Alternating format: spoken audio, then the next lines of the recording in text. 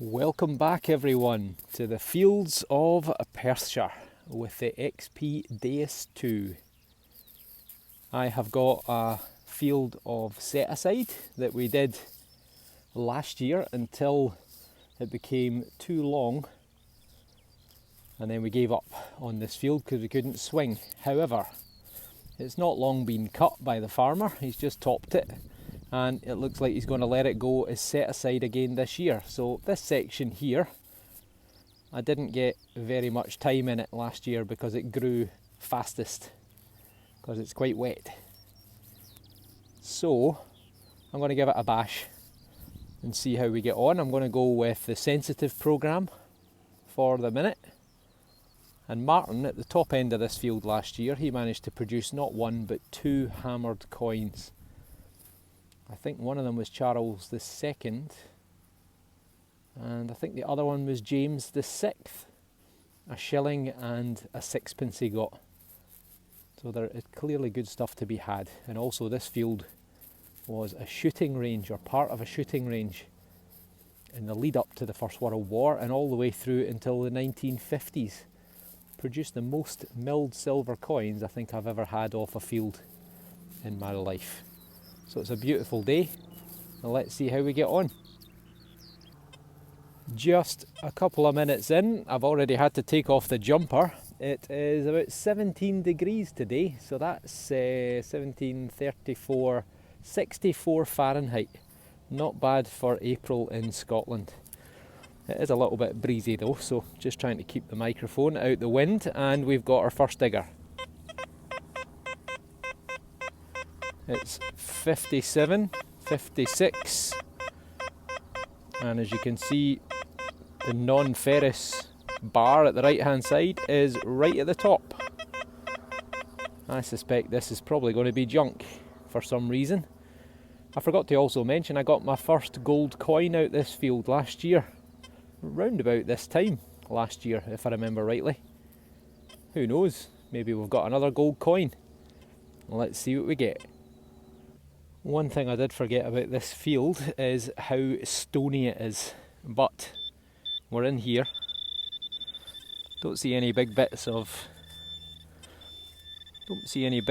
tin foil or tin can. To be honest, that's probably what I was expecting, was a tin can. It could well still be a tin can.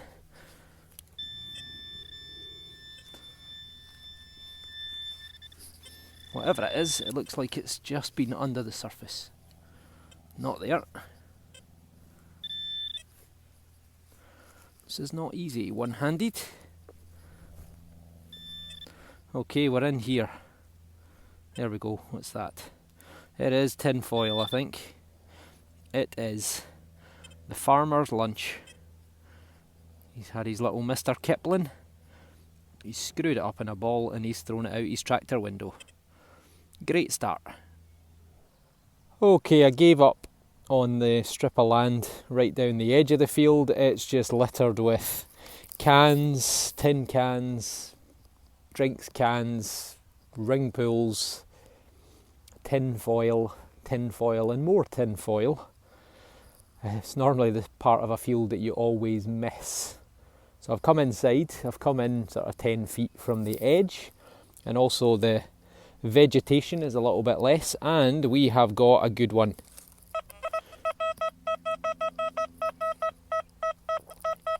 It's a solid 75, and you can see the non-ferrous shoe or horseshoe. The bar is going all the way to the top, but it does sound less tinfoilish. Tinfoil tends to be 40, 45 into 50, so let's see what we get. Well, I'm on the money in terms of pinpointing it, and I think we've got our first coin. The only problem is I think it might be a spendable, maybe a 2p. So, put the spade in, open her up, and do you see what I see? A brown circular thing right there. And I think it's a 2p. It is, I think it's a 2p. It's not, it's a 10p.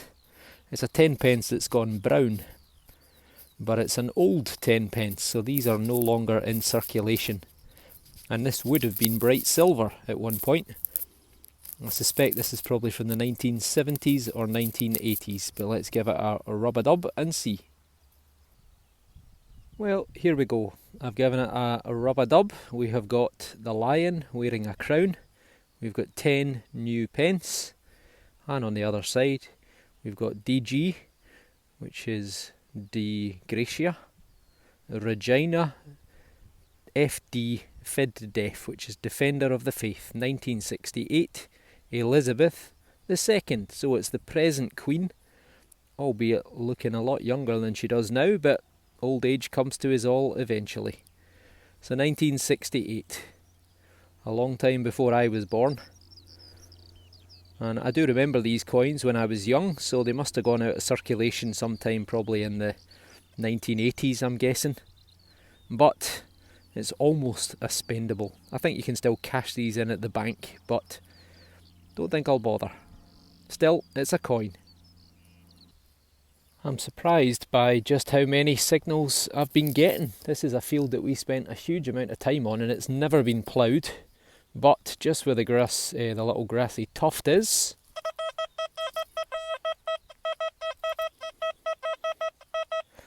another ear-blowing 78. Have we got another 10p? Only one way to find out.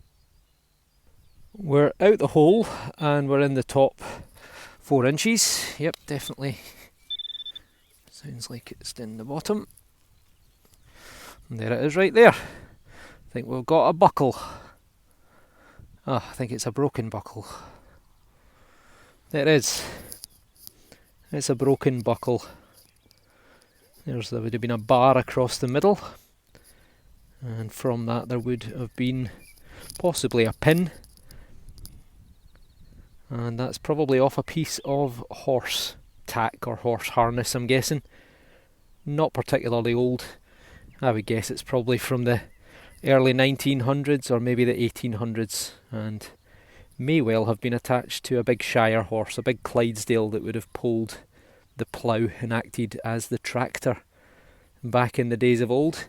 See if there's any more of it. Oh no, nothing. Oh no, there is.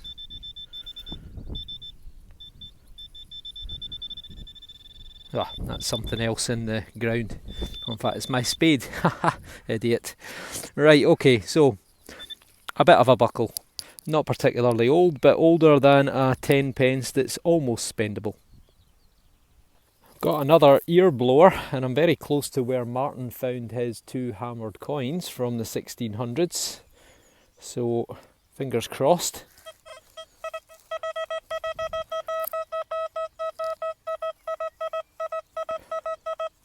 A solid 86, and that has got to be a coin. I've been using this machine for not very long, but that definitely sounds like a coin to me. I thought it would be fairly shallow. We're down 6 inches and it's still in the hole.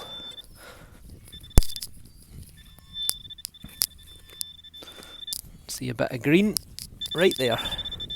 Shushed. Right there. Sure, I did see a bit of green. Is that metal? That is metal. That's a coin. That is a coin. Yeah. Got it. That looks like a coin to me. Or a button. Nope. That is a coin. And I think we've got Gorgeous George again. George the Fifth. George the Fifth. It looks a bit battered, but I can just make out a head there looking to the left-hand side. He is by far the most common monarch that we seem to find in this field. But good, an old coin, my first old coin of the day. Condition-wise, it's pretty awful. It is unrecognisable on the back. Can't see any sign of Britannia. On the other side, you can just make out George V, Georgius V, by the grace of God, King of the Britons, Defender of the Faith, and Emperor of India. So we can't get a date off it because the back is toasted. But I think I made an error in the last video or the video before. I think I said 1926. He ruled till 1936. And he ruled from 1910 to 1936. So this is the grandson of Queen Victoria. And he was euthanised by his private doctor so that his death could be announced in the morning papers and not the evening ones. That was very nice of him. But it's a penny. It's probably going to date to some time around the First World War. Most of them seem to be 1914, 1918. But could be any time between 1910 and 1936. But it's a coin and it's an old one. This one is a pretty weak, sort of notchy sounding 40.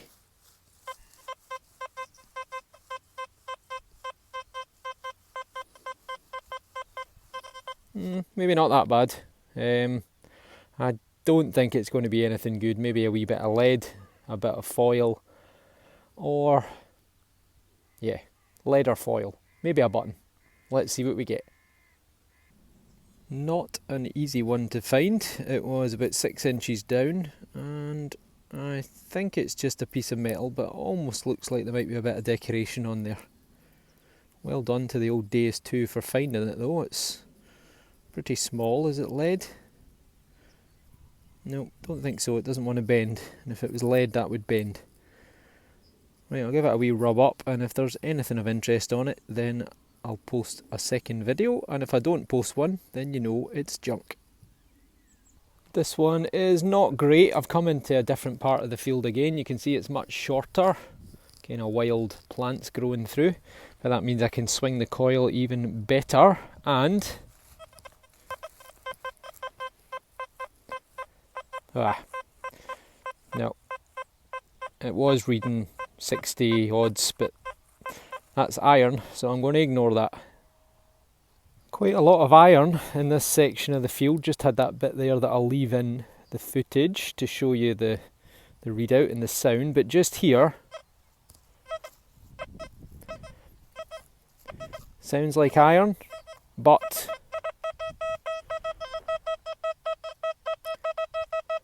.76 and then 03, 55 all over the shop. I think we might have something and something else. One ferrous, one non-ferrous. Let's see what happens.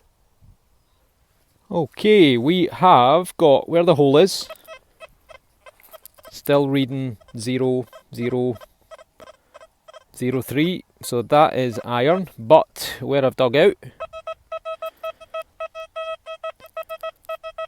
76. Sounds like a coin or maybe a button. Let's see. In fact, let's do a wee live inspection.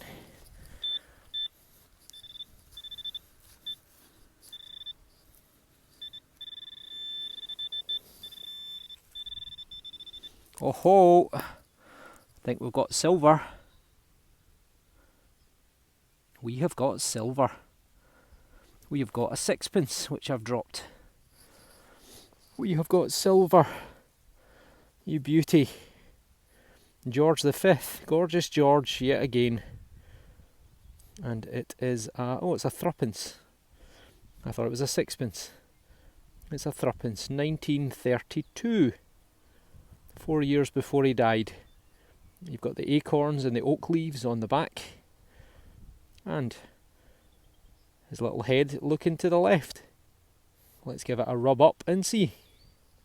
It is in pretty good condition. There's a little knock right at the bottom there where my thumb is, but that was not me. And we've got Georgius V, by the grace of God, King of the Britons, Defender of the Faith and Emperor of India. So, threepence, 1932, a silver threepence as it's also known. And this would be 50% silver. Not 100%, but 50. But it is a silver milled coin. And yet another silver coin of George V off this field. I mean, we've had dozens. We've also had quite a few Victorias as well, but nice that we've missed this. well done to the dais too for sniffing it out. And we have another signal, just silver coin was right there, boom, and right here, right there, we've got a very solid 84. It's a little bit scratchy maybe, but that could be another coin. Let's see what we get. I didn't do a great job of pinpointing that one because it's in the wall. It's right there. And it looks like maybe we've got a lead seal. See there? It looks quite circular. Oh no, it's not. I think it's a hem button. It is. We've got a button for the hem of a skirt or pair of trousers. See the two holes in the middle? I've had quite a few of these recently. I'm sure you've seen them on the other videos if you've watched. This is a button that was probably sewn into the pleats of a skirt. Stop it blowing up in the wind. Stop you having a Marilyn Monroe moment. Date wise, probably 18 into the early 1900s. They are still in use today, but you can see this has been in the ground for a while. Probably a farm worker, a farm hand who was out harvesting or working in the field, and they've dropped their lead button or lead pleat weight. This one's pretty notchy. 58.61, but occasionally it's dropping away down to 0 and 3, so I suspect this is iron, but we're still learning, so let's give it a dig just to make sure.